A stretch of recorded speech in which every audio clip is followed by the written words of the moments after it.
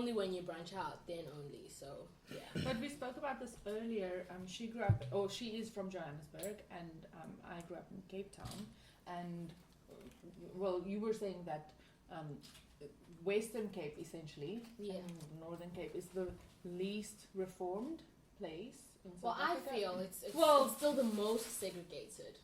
Yeah, because it's sorry, there's the highest. My words are failing me. Highest.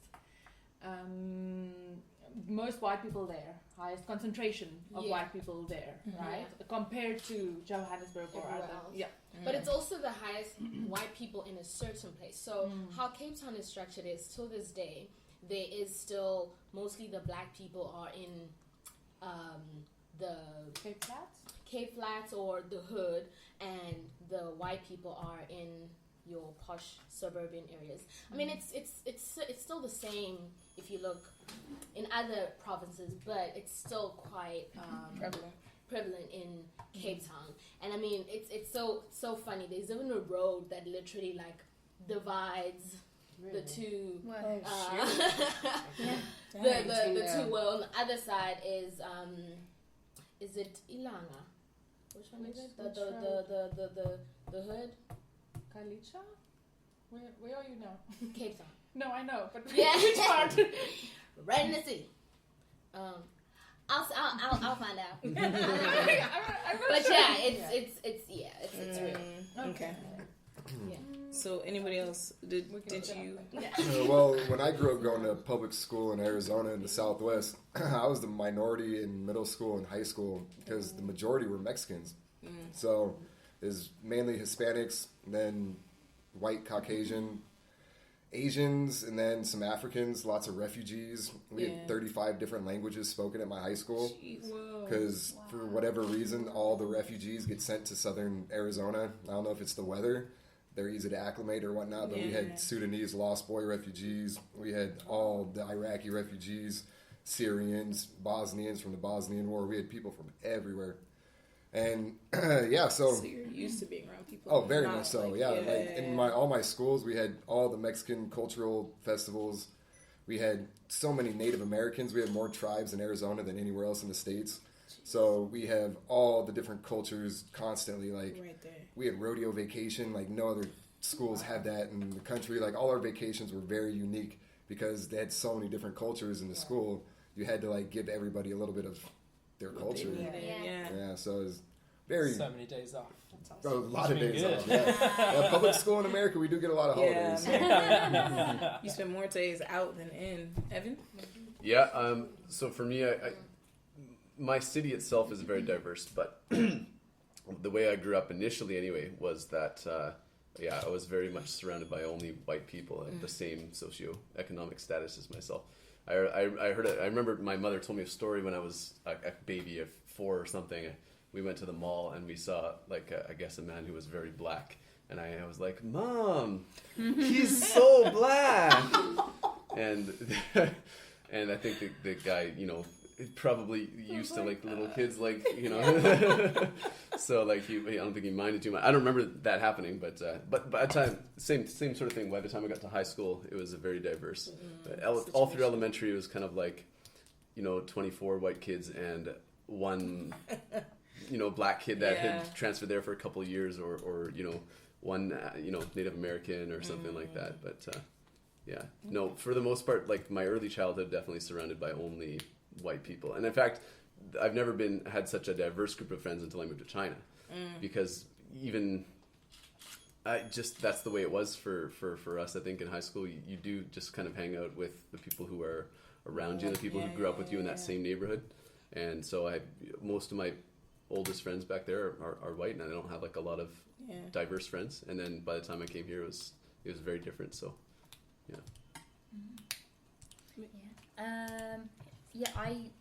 when I was growing up, I was surrounded in Surrey, which is like where white people come from. in primary school. All of them? All white people came from Surrey. Yeah. Mexican from Africa. Yeah. Is that how it got the name Sorry? Oh. Canadians say sorry. Sorry, yeah. Sorry. Oh, sorry. But I remember in primary school, there was one black kid, and there was one mixed race girl, like in our year group.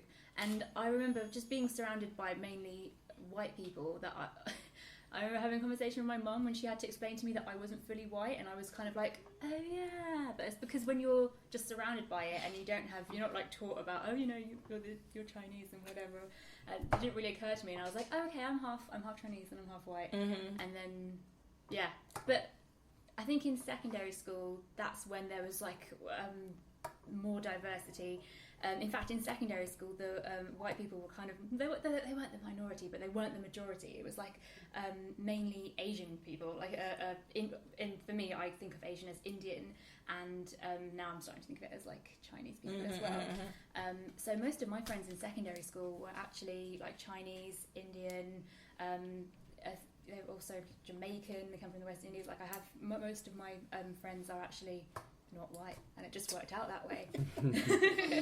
But like Surrey is greater London. London is obviously very diverse, but I do think the further out you go, like into Surrey, and it does get more white. But so I think when I was really young, I was surrounded by mainly white English people, and then secondary school and then university. You get more and more diverse. The royalists. I feel like it's the same. Yeah. Once you get to secondary, it's like, oh, this is where everybody else is.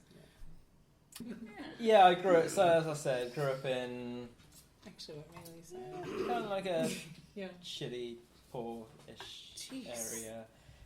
Wolverhampton. And I think there was like a lot of diversity throughout all my school life. I think it was quite like, I mean, if you split it into white and others, I think it was like 50-50. I kind of, I don't know, it was a bit weird because I think I got along, I had sort of like two very distinct group of friends. And I think, I don't know, maybe in poor areas, I think people tend to stay very segregated. And yeah, it was like, I had one group of friends that were all black and Asian, and another group of friends that were all white. And then depending on the day, depending on what was going on, I'd hang out with either. But they never hung out with each other. Together, yeah. Really?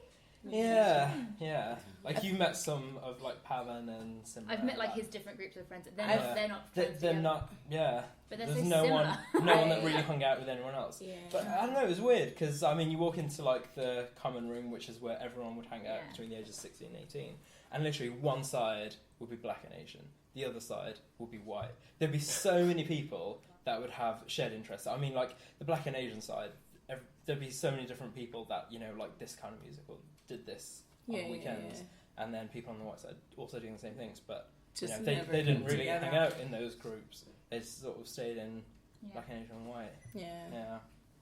So growing up, I grew up in Miami. Nobody in Miami is of whatever.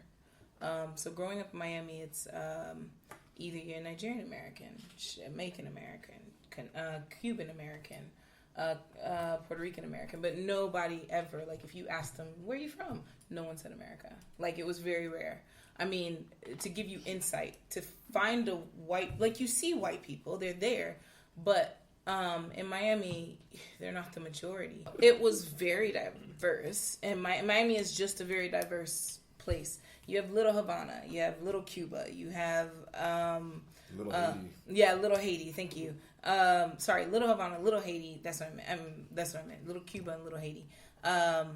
So you have, but it's all kind of segregated. Like I would say most of my friends were some type of black descent. So either they were African American, like Nigerian. Most of them, if they were African, they were most likely Nigerian, or they're Jamaican, but they were some type of black ethnicity or Hispanic. Growing up, I can't think of a white friend. Then I moved to Gainesville, Florida. White of the white of the white. People laugh when I say this. I didn't know I was black until I moved to Gainesville. I knew I was Nigerian American. How old are I you? knew my 18 university. I knew obviously my skin color was black, but I didn't know I was like African American black. Like if a cop is driving by, I could get stopped just as easily.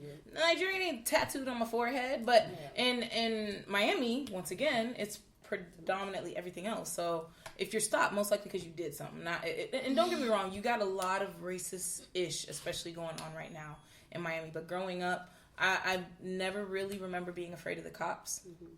Growing up, I would say it's more as of late. It was not when I was growing up, at least not when I was growing up. And I lived real close to Liberty City and Carroll City, which is very not the greatest places. And I still didn't really fear the cops. I moved to Gainesville, and it was like, dang, they treat me real bad. I don't know what is going on. I've never felt this way before. And sure enough, I was black. And little things show up as a waitress, and you're not getting tipped as much as your white counterparts or your professor, because he looks at your name, he knows you're African. And so that's okay, because it's African, you're not like them. You know what I'm saying? Like, I never liked that term, you're not like them. And then when you go to meet your professor and I don't have an African accent, he's like, oh, yeah, that's me. Yes, that's me. Just slight disappointment. And so it's like, that's when you realize that, oh, I'm gonna be treated exactly the same as everybody else. So it's okay to be African, but it's not okay. Yeah, it's way okay to be African, but to be fourth generation black, they're like, that's odd. Yeah, that's when I said, like, it's very different. So certain things. Yeah, I would imagine. So that was, I actually spoke about both, but and everyone's pretty much spoke about also when they got integrated. But moving into, do you think there are issues presently in regards to race in your home country? If anyone just wants to take that. Yes. Yeah. Little more is there any country that feels like they do not have any race issues? Oh, come on. I want to hear some of that. I'm here to make sure. Put up your hand. I'm here to make sure everyone's represented. So now that we got that out the way, how does this make you feel? How does the race issues in your country make you feel? I could speak for the Canadians. I think, and I do speak as a white person, so I'm not the best reference for this. But I think a big part of the race problems in Canada are dealing with the Indigenous populations, right? Because there's a huge amount of inequality that still exists, like a lot of tragedy that still happens, right, with regards to that specific race. Yeah, it's a tough cookie anyway, right? So to help those who may not know, what was your history with Indigenous people the same as America's history with Indigenous people? I think